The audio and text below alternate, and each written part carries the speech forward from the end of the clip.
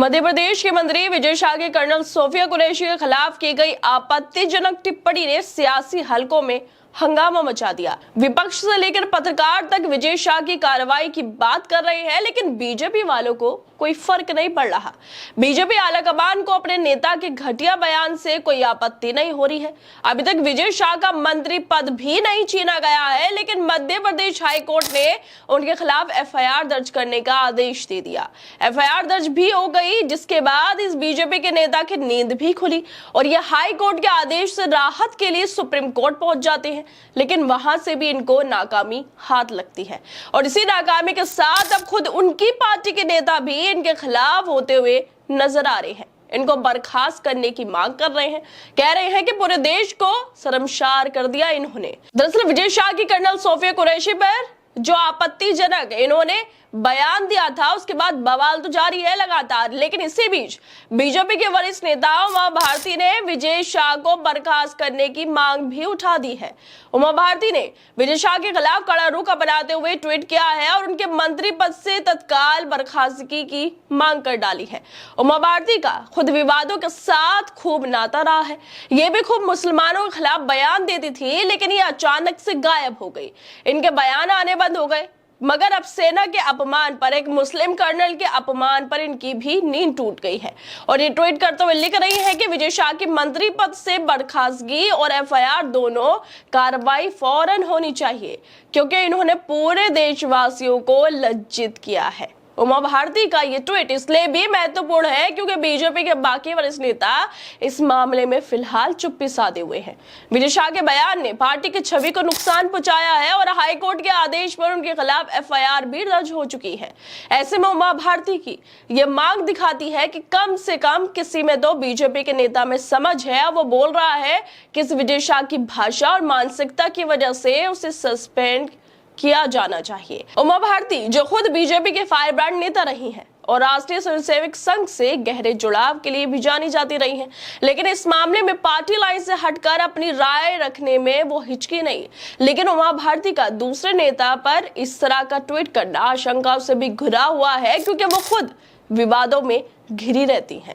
मध्य प्रदेश के मंत्री विजय शाह ने कर्नल सोफिया कुरैशी को आतंकियों की बहन बता दिया था। उन्होंने पहलगाम आतंकी हमले का जिक्र करते हुए कहा था कि जिन्होंने हमारी बेटियों के सिंदूर उजाड़े थे, हमने उन्हीं की बहन भेजकर उनकी ऐसी तैसी करवा दी। हमने उनके समाज की बहन को भेजकर उनकी ऐसी तैसी करवा दी है। इस बयान के बाद उन्हें बर्खास्त करने की मांग उठने लगी थी, क्योंकि बेहद अफसोस की बात है, बेहद शर्म की बात है कि कर्नल जो मुसलमान है वो सीधे तौर पर बता रही है कि किस तरह से पाकिस्तान में 2 आतंकी ठिकानों पर हमले किए गए और किस तरह से आतंकियों को ढेर किया गया, क्योंकि भारत पर उन आतंकियों की वजह से पहलगाम में हमले हुए थे और इतने सारे लोगों की मौत हो गई थी और उसके बदले में ऑपरेशन सिंदूर चलाया गया ताकि आतंकियों को मिटाया जा सके।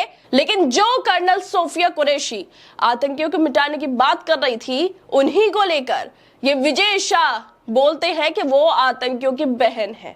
आप सोचिए, बीजेपी वालों का जो स्तर है भाषण देने का, वो कितना नीचे गिर गया है।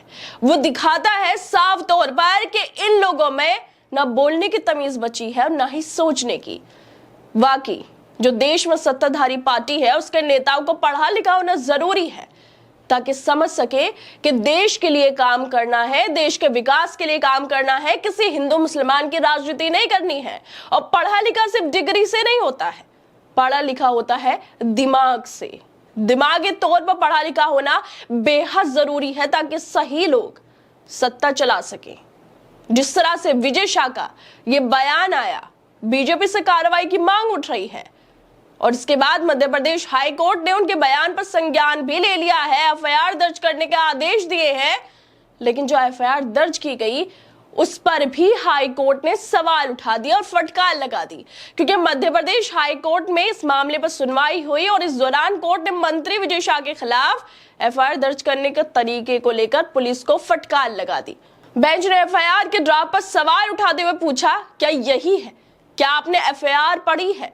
अदालत ने देखा है कि एफआईआर में ऐसा कुछ नहीं है जो अपराध को दर्शा सके। अदालत ने टिप्पणी की कि इस तरह से ड्राफ्ट किया गया है कि रद्द किया जा सके आसानी से। बेंच ने आगे कहा कि एफआईआर में कुछ भी नहीं है।